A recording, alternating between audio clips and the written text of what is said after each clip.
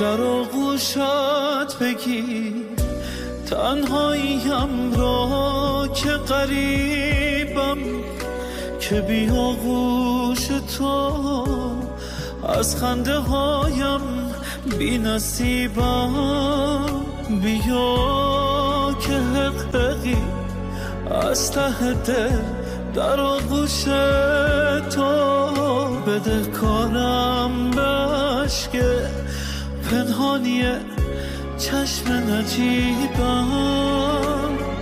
یک جمله تو میبرم تمام غمهایم را. چیزی بگو جان من که خستم از دنیا. خاصیت چشم توست فهمیدن من بی حرف.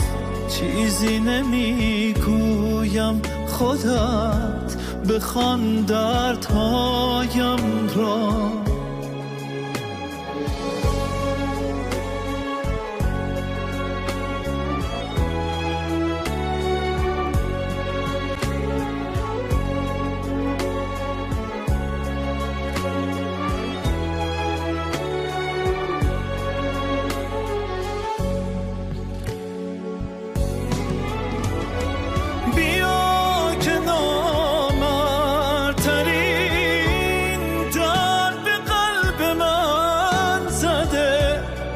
بیا که تنهایی من به قصد کشتن آمده. رفتی بفهمم روزگار گاهی چقدر بی‌رحم است. بیا که دیر می شود که طاقتم سر آمده.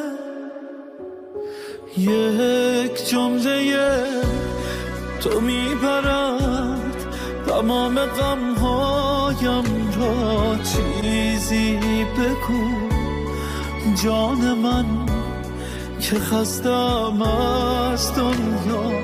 خاصیت چشم توست فهمیدن من بی حرف. چیزی نمیگویم خودت بخون دردهایم را.